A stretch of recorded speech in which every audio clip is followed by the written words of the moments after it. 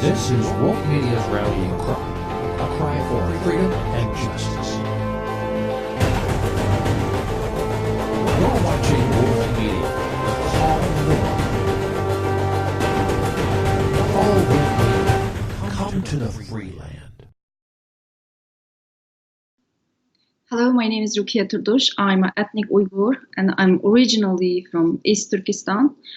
And I would like to talk today what is happening in East Turkestan, even though the entire world knows what's happening right now.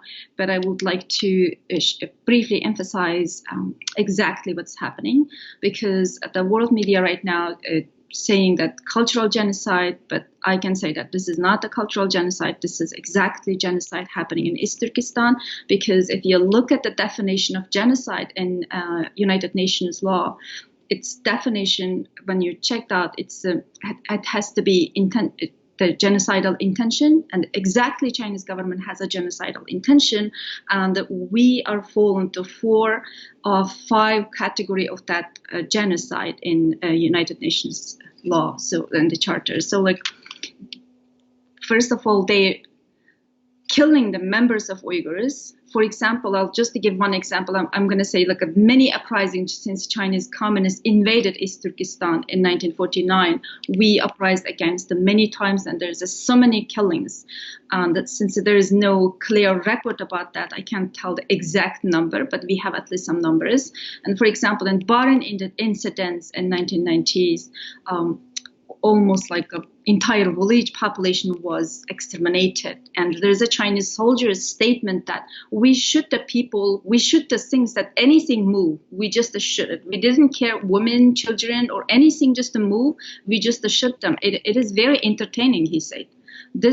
They feel entertained, and that they exterminated whole village. It's a massacre exists there. And the July 5th incidents in 2009, it's the same thing. Uyghur people at that time did not ask independence. They did not ask anything separate from China to establish independent East Turkestan. They demanded justice at that time. They raised the Chinese flag because the Shogun incidents triggered the July 5th incidents, because Chinese government transferring most of the Uyghur young people to inland China for forced labor, and the other Chinese immigrants, and they could not find job because they could not get the payment job, because they bring the forced labor to make the Uyghurs work free for those many factories.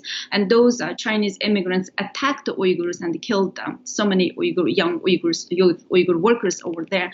And then as the Chinese government didn't do anything about that. So that's why the Uyghurs in Urumqi demanded justice and raised Chinese flag and went to the street to ask Chinese government to treat it fairly, those kind of injustices, but they faced bloody crackdown.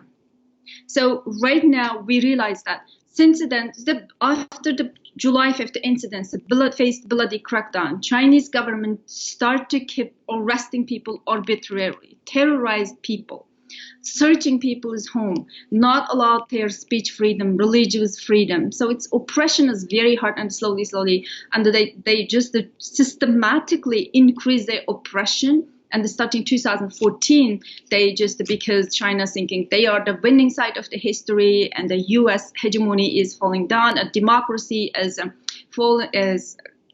democracy and the pluralistic world is start failing. The China maybe take the hegemonic power of the world. So they got confidence, and they were thinking East Turkestan has a very important strategic location for them to expand through Central Asia to Europe through their OBER project, One Belt, One Road project. So they tried to totally exterminate the people in East Turkestan, and they established concentration camps. As you know, we have more than 3 million. The last time on data leaked that there's a 4.5 million people in concentration camp. That data was leaked from the Chinese police. That was 2017. Right now it's 2019. So we don't know. Maybe that's more than 4.5 million people, maybe 5 million or 6 million people. We don't know. It's a huge number. Chinese statistics published that Uyghur population is 10 million, more than 10 million, almost 11 million in 2010. Right now, that means more than half of the population is in Chinese concentration camp and facing torture, disappearance, and execution, or many of them were killed. And for the organ harvesting. Just a few weeks ago, I heard that one lady, she was 34 years old. She was not in the concentration camp. She was just taken one day. They called them, okay, you're going to come to concentration. We're going to take you to re-education camp. Under the guise of re-education camp, they have a re-education camp, concentration camp, prison, and different, right? So they took the lady, and after 5 days, they called her mom, and they said, they bring it to her hospital, and they said, when you enter the hospital, you're not going to scream, you're not going to cry. And she didn't know what's happening. And the two police bring it to her one room, and the one man told her, we're going to slice open your daughter's abdomen.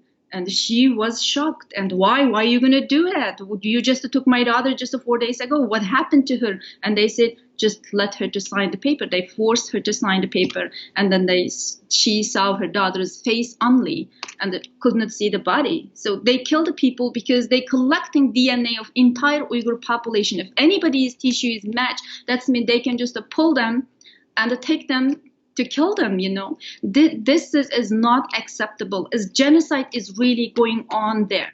The forceful removing children intentionally is genocide too. Right now, Uyghur children are forcibly removed from their family, and the Chinese officials announced this. This is for cut the roots, cut the origin, cut the connection. What's that mean? That means destroying the biological background of these children and totally destroy their identity.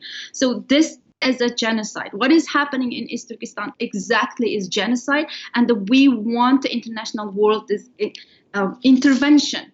We need an intervention because China said these people are separatists, these people are extremists, these people are radicalists. They have so many excuses. Okay, we have a historical, political, and a territorial disagreement and so many disagreements with China. But there is one fundamental principle in this world. Every human being can agree on. I hope the world, international world, focus on this principle, fundamental principle, not the focus on China's unjustified false claims.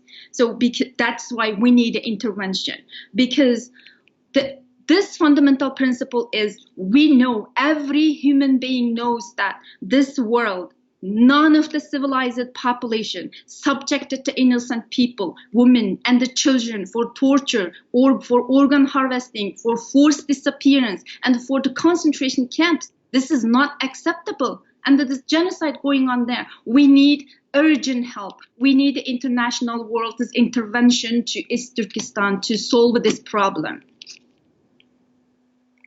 Okay.